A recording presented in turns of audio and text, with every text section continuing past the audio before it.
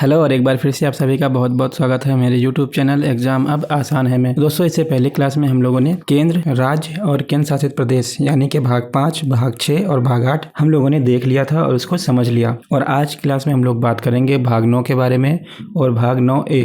हालांकि दोनों ही भागों में एक ही चीज़ दी हुई है और ये है स्थानीय स्वशासन, यानी कि स्थानीय स्तर पर लोगों को किस तरह से शासन में शामिल किया गया उसके बारे में आज हम बात करेंगे और इससे संबंधित क्या क्या संवैधानिक प्रावधान है इन सब चीज़ों को भी देखेंगे। तो चलिए आज की क्लास शुरू करते हैं।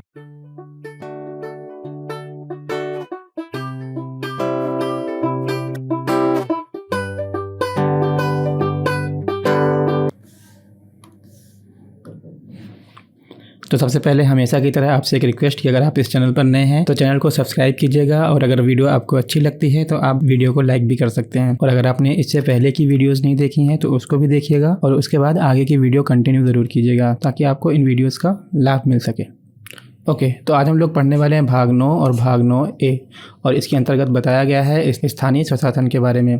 तो सबसे पहले तो स्थानीय स्वशासन होता क्या है? तो स्थानीय स्वशासन एक ऐसा शासन होता है जहां पर स्थानीय यानी कि लोकल लोगों को शासन में भागीदार बनाया जाता है, यानी कि उनको राजनीति में शामिल किया जाता है और उनको शासन का हिस्सा बना लिया जाता है। इसे बोला जाता है स्थानीय स्वशासन। हालांकि जब तक स्थानीय स्वशासन नहीं था उस टाइम तक ना तो ग्रामीण क्षेत्रों पर ग्राम पंचायत होती थी। उससे क्या होता था कि जो लोकल लोग हैं उनको काफ़ी ज़्यादा परेशानियों का सामना करना पड़ता था और इन्हीं सारी परेशानियों को दूर करने के लिए आज़ादी के बाद स्थानीय स्वशासन को इंट्रोड्यूस किया गया था। तो सबसे पहले स्थानीय स्वशासन क्या होता है? यह एक ऐसा शासन है जिसमें स्थानीय लोगों की भागीदारी को सुनिश्चित किया जाता है। और किस चीज़ में भागीदार बनाया जाता है इनको? राजनीति में और शासन में। यानी कि जो ग्रामीण स्तर पर पंचायतों के चुनाव होते हैं तो एक प्रकार से जब ग्रामीण क्षेत्र में पंचायत का गठन होता है और एक सरपंच अपने पद पर बैठता है तो वो अपने गांव के लिए मुख्यमंत्री से कम नहीं होता है। तो इस तरह से क्या होता है कि वहाँ पर भी राजनीतिक गतिविधियाँ होती हैं और लोकल लोग भी यानी कि जो स्थानीय लोग होते हैं वो भी राजनीति में हिस्सा लेते हैं। इस तरह से ग्रामीण क्षेत्रों में भी जो विकास की गतिविधि है वो थोड़ी तेज हुई है। अब बात करते हैं इसके बैकग्राउंड के बारे में। तो स्थानीय स्वशासन की जो शुरुआत है वो लॉर्ड रिपन ने 1882 में की थी और 1882 में जो है हमारे देश में ब्रिटिश रूल चालू था और उस टाइम जो लॉर्ड रिपन था ये भारत का वायसराय था। भारत का वायसराय था और ये वायसराय क्या होता है आपको हिस्ट्री में काफ़ी अच्छे से पढ़ने को मिलेगा। तो जो लॉर्ड रिपन था इन्होंने 1882 में स्थानीय स्वशासन की शुरुआत की थी। इसके बाद स्वतंत्रता के बाद 2 अक्टूबर 1952 को पहली बार सामुदायिक कार्यक्रम चलाए गए और 1956 में पहली बार स्थानीय स्वशासन को सुनिश्चित करने के लिए समिति का गठन किया गया और पहली पंचायत का गठन किया गया था। तो सबसे पहले क्या हुआ, जब आज़ादी हुई तो आज़ादी के बाद सबसे पहले यही सोचा गया कि जो स्थानीय स्तर पर ग्रामीण क्षेत्रों में लोग रह रहे हैं उनको किस तरह से राजनीति में भागीदार बनाया जाए और जो लोकल गवर्नेंस है उसको सुधारा जाए। तो इसके लिए ये कदम उठाया गया कि सबसे पहले तो वहाँ पर सामुदायिक कार्यक्रम चलाए गए और उसके बाद 1956 में पहली बार स्थानीय स्वशासन को सुनिश्चित करने के लिए समितियों का गठन किया गया और इन समितियों के गठन का उद्देश्य ये था कि ये स्थानीय स्वशासन से संबंधित मुद्दों पर विचार करें और उनको ध्यान में रखते हुए हमें एक ऐसी रिपोर्ट प्रस्तुत करें ताकि हम उसके आधार पर स्थानीय स्वशासन को बना सकें और इसको सुनिश्चित रूप से चला सकें। ऐसा सरकार का मानना था।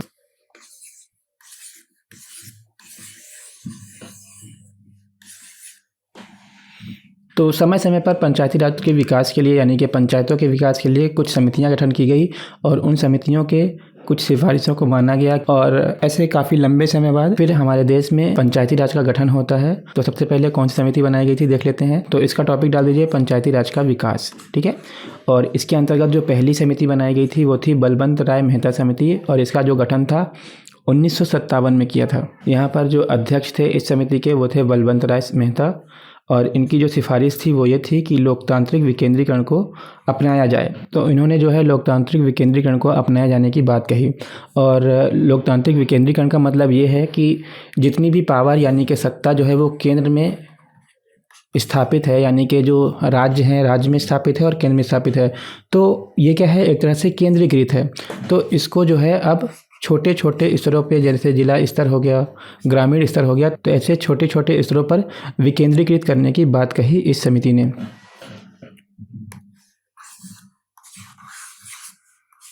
तो ये जो समिति थी इसने जो सिफारिशें दी थी तो इसकी सिफारिशों को जो है सरकार ने मान लिया था और इनकी सिफारिशों के आधार पर पंचायतों के गठन का प्रावधान किया। और इस प्रकार से हमें पहली पंचायत जो है 2 अक्टूबर 1959 को देखने को मिलती है और ये जो पंचायत है वो सबसे पहले राजस्थान में बनाई गई थी। ओके, तो इस समिति की सिफारिशों को मान लिया गया। इस समिति ने जो जो सिफारिशें दी थी सरकार ने उन सिफारिशों को मान लिया और इन समिति के सिफारिशों के आधार पर इन्होंने पंचायतों के गठन का प्रावधान किया और इस प्रकार से पहली पंचायत जो है वो राजस्थान के नागौर में गठित की गई। तो पहली पंचायत कब बनी? 2 अक्टूबर 1959 को। कहाँ पर बनी? तो राजस्थान के नागौर ज़िले में। और इस वक्त जो प्रधानमंत्री थे वो पंडित जवाहरलाल नेहरू जी थे। इसके बाद दूसरी पंचायत की बात करें तो ये भी 1959 में गठित की गई थी और ये जो थी आंध्र प्रदेश में बनाई गई थी और इस वक्त भी जो प्रधानमंत्री थे वो भी पंडित जवाहरलाल नेहरू ही थे।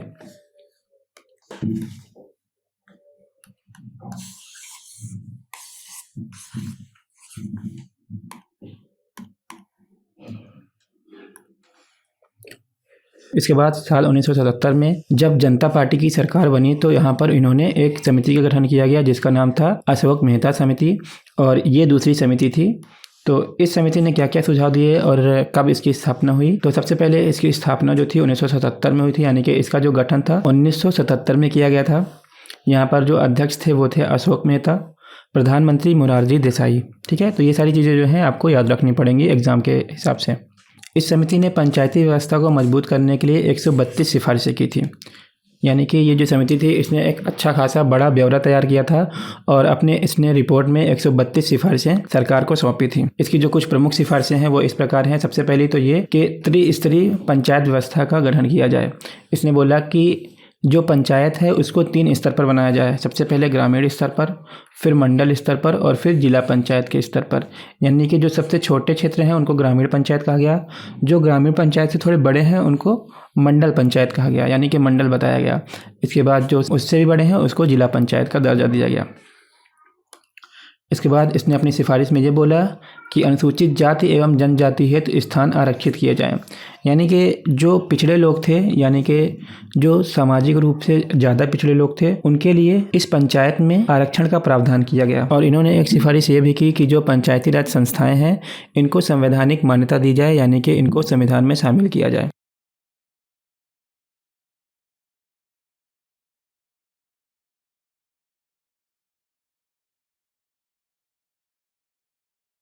ओके, इसके बाद तीसरी समिति जीवी के राव समिति, ये थी 1985 में गठित की गई थी। हालांकि इससे संबंधित ज़्यादा खास प्रावधान नहीं है जो सरकार ने माने, तो बस इसके आप नाम याद रखिए और इसका ईयर याद रखिए कि कब इसको गठित किया गया था। इसके बाद है MM सिंघवी समिति, इसका गठन 1987 में किया गया था। और इसके बाद है PK थुंगन समिति 1988, और ये एक ऐसी समिति है जिसके सुझाव के अनुसार संविधान में संशोधन किए गए और जो पंचायतें हैं और नगर पालिका है उनसे संबंधित प्रावधान जो हैं वो संविधान में जोड़े गए। ठीक है, तो PK थुंगन समिति के सुझाव के अनुसार संविधान में 2 संशोधन किए गए। सबसे पहला संशोधन था 73वां संविधान संशोधन अधिनियम 1992। तो इसमें यह प्रावधान किया गया कि जो संविधान में इससे पहले पंचायतों का प्रावधान नहीं था तो इसमें पंचायतों को ऐड किया गया और इसके लिए एक नया खंड बनाया गया जिसको खंड 9 बोला जाता है, और इसमें पंचायतों को जोड़ा गया। और यहाँ पर पंचायतों के लिए जो प्रावधान है वो अनुच्छेद 200A से 239O तक किया गया और इन जो प्रावधान हैं इनको 11वीं अनुसूची में रखा गया था। इसके बाद दूसरा संविधान संशोधन 74वां संविधान संशोधन किया गया इसी वर्ष 1992 में, और इसमें प्रावधान ये किया गया कि जहाँ पर पंचायतों के लिए खंड 9 बनाया गया था वहीं पे खंड 9A बनाया गया और इनको जो है अनुच्छेद 243B से अनुच्छेद 200 जेड तक रखा गया और इनको जो है 12वीं अनुसूची के अंतर्गत रखा गया। और ये जो थे नगर पालिका से संबंधित प्रावधान थे। यहाँ पर पंचायतों से संबंधित प्रावधान थे और यहाँ पर नगर पालिका से संबंधित प्रावधान बनाए गए थे। ओके, अब संविधान संशोधन करके प्रावधान तो कर दिए गए 1992 में, लेकिन इन प्रावधानों को लागू करने में काफ़ी टाइम लगा और अगले साल 24 अप्रैल 1993 को इनसे संबंधित जो भी प्रावधान थे उनको लागू कर दिया गया। और इस प्रकार से 2 महत्वपूर्ण संविधान संशोधन किए गए जहां पर पंचायतें और नगर पालिकाओं को जोड़ा गया।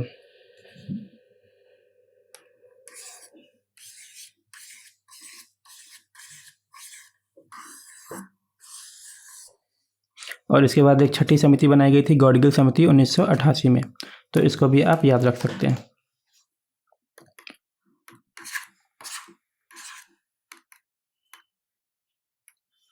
इसके बाद पंचायती राज, ठीक है। तो पंचायती राज के अंतर्गत सबसे पहले तो हम पंचायतों के बारे में पढ़ेंगे, जो अनुच्छेद 39A से 39O तक किया गया था प्रावधान, उसके बारे में अब हम देखेंगे, ठीक है। सबसे पहले अनुच्छेद 200A, और इसमें बताया गया है राज्य में पंचायतों के गठन एवं उन्हें कार्य व शक्तियाँ प्रदान करने का जो अधिकार है वो शक्ति विधानमंडल को है। यानी कि इसमें केंद्र का ज़्यादा हस्तक्षेप नहीं होगा और पंचायती राज से संबंधित जो भी प्रावधान है वो राज्य का विधानमंडल तय करेगा, ठीक है।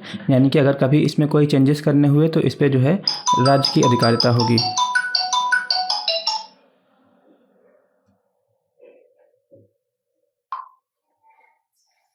ओके, और इस प्रावधान के आधार पर त्रिस्तरीय पंचायत का गठन किया गया, जहां पर 3 स्तर पर पंचायतों को बनाया गया। सबसे पहला है ग्राम पंचायत, दूसरा मंडलीय पंचायत और तीसरा है जिला पंचायत।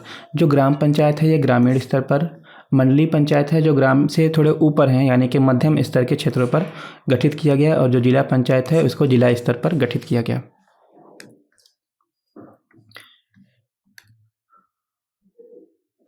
इसके बाद है अनुच्छेद 239D, और अनुच्छेद 239D में पंचायतों के लिए आरक्षण का प्रावधान किया गया।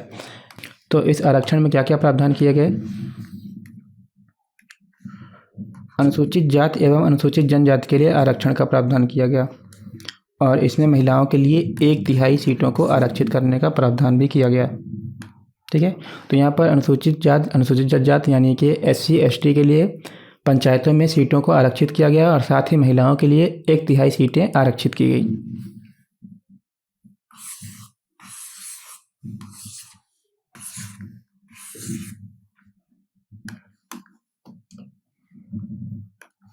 इसके बाद है अनुच्छेद 243E, और इसमें बताया क्या है कि पंचायतों का कार्यकाल क्या होगा।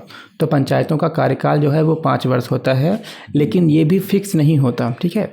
तो पंचायतों का जो कार्यकाल है वो फिक्स नहीं होता, यानी कि जो अगर 5 वर्ष के लिए सरकार, यानी कि जब पंचायत गठित होती है तो उस वक्त से लेकर 5 वर्ष तक वो पंचायत रहेगी, ऐसा कोई पक्का नहीं है।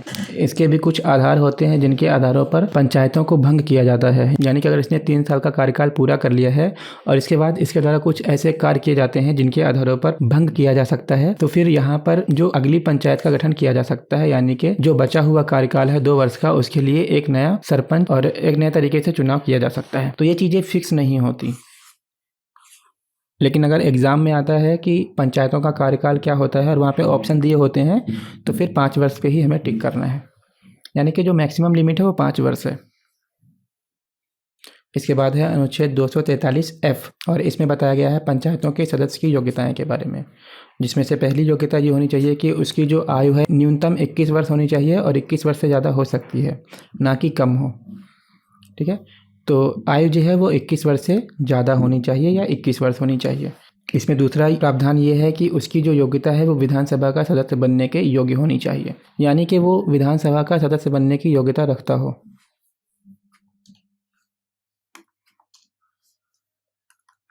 इसके बाद अनुच्छेद 243G, जहाँ पर पंचायतों के कार्य के बारे में बताया गया है, और इसमें पंचायतों के कार्य जो हैं वो 11वीं अनुसूची में रखा गया है, जिसके अंतर्गत कुल 29 विषय रखे गए हैं, जिसमें से कुछ मुख्य यहाँ पर लिखे गए हैं। तो आप इन सारे प्रावधानों को, यानी कि इन सारे बिंदुओं को नोट डाउन कर लीजिए वीडियो को पॉज करके। ओके, इसमें कुछ समझाने जैसा है नहीं, ठीक है। तो आप इसको नोट डाउन कर लीजिए। हम लोग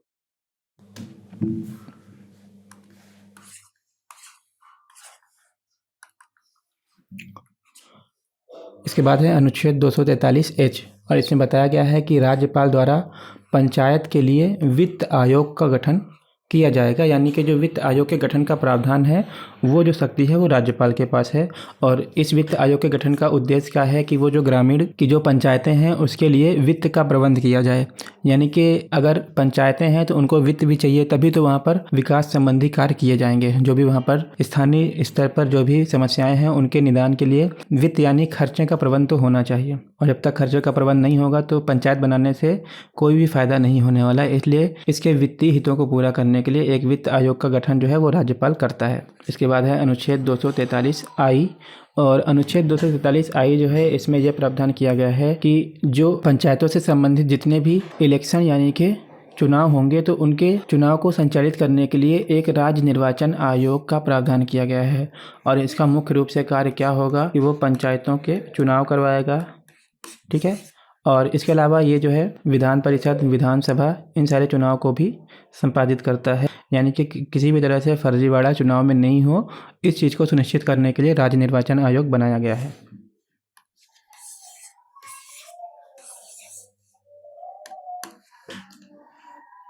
तो ये थे ग्राम पंचायत से संबंधित प्रावधान। और अब हम लोग बात करेंगे नगर पालिकाओं के प्रावधानों के बारे में, यानी कि नगर पालिकाओं से संबंधित संविधान में क्या क्या प्रावधान है उसके बारे में बात करेंगे। तो नगर पालिकाओं से संबंधित सबसे पहला प्रावधान है अनुच्छेद 243R में, और यहाँ पर बताया गया है कि नगर पालिका का प्रावधान किया जाएगा। और ये जो नगर पालिका जो होगी वो होगी त्रिस्तरीय नगर पालिका। और त्रिस्तरीय किस प्रकार से होगी? सबसे पहली चीज़ तो इसमें ये सबसे पहले नगर पंचायत होगी, फिर नगर परिषद होगी, और उसके बाद जो होगी नगर निगम होगा। यानी कि नगर पंचायत क्या होंगे? तो नगर पंचायत ऐसे क्षेत्र होंगे जो ग्रामीण क्षेत्र हैं और जो वो अब बड़े होकर शहरों में परिवर्तित हो रहे हैं, यानी कि छोटे छोटे शहरों में परिवर्तित हो रहे हैं, वहाँ पर जो होगा नगर पंचायत का प्रावधान होगा। इसके बाद नगर परिषद, और नगर परिषद के बारे में प्रावधान ये है कि जहाँ पर जनसंख्या जो है, यानी कि ऐसे शहरी क्षेत्र जहाँ पर जनसंख्या जो है वो 3 लाख से 10 लाख के बीच में होगी, तो वहाँ पर जो है नगर परिषद का प्रावधान किया जाएगा। और नगर निगम के बारे में बात करें तो इसकी जो जनसंख्या है अगर वो 10 लाख से ज़्यादा है तो वहाँ पर नगर निगम का प्रावधान किया जाएगा। इसके बाद है कुछ ऐसे उदाहरण हैं जहाँ पर नगर पालिकाएँ और पंचायतें नहीं पाई जाती हैं। तो ये कुछ ऐसे राज्यों के उदाहरण हैं जहाँ पर पंचायत और नगर पालिका नहीं पाई जाती हैं। तो इसमें सबसे पहला हो जाएगा नागालैंड, दूसरा हो जाएगा पश्चिम बंगाल, तीसरा मणिपुर, चौथा दार्जिलिंग, जम्मू एंड कश्मीर, मिज़ोरम, दिल्ली और मेघालय। तो ये कुछ ऐसे राज्यों के उदाहरण हैं जिन राज्यों में ना तो पंचायत और ना ही नगर पालिका पाई जाती है।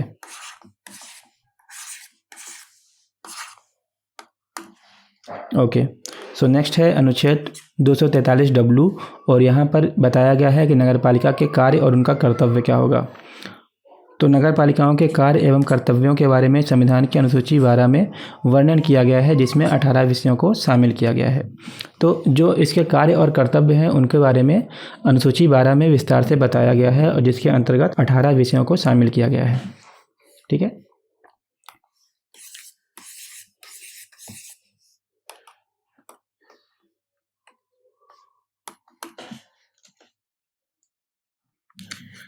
तो ये था स्थानीय स्वशासन से संबंधित संवैधानिक प्रावधान और उसका बैकग्राउंड। तो आज हम लोगों ने स्थानीय स्वशासन को पढ़ा और पंचायतों का गठन कैसे हुआ, नगर पालिकाएँ कैसे बनी, इसके बारे में जाना। तो उम्मीद है आपको वीडियो अच्छी लगी होगी, और अगर आप वीडियो अच्छी लगी हो तो आप वीडियो को लाइक कर सकते हैं। चैनल पर नए हैं तो सब्सक्राइब भी करके जाइएगा। तो thank you for watching video, और मिलते हैं अपनी अगली वीडियो में। तब तक के लिए goodbye and take care.